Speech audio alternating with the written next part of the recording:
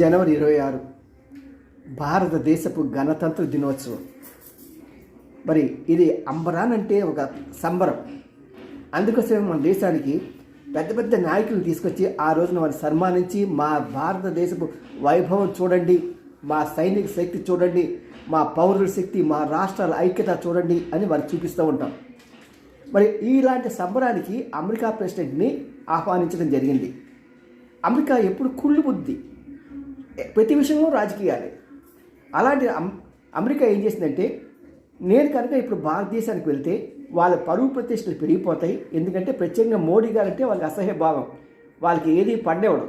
కాబట్టి ఈయనకి general elections ఉన్నాయి కాబట్టి మనం వెళ్ళకూడదు అని లాస్ట్ మూమెంట్లో నేను రావట్లేదు అని చెప్పాడు.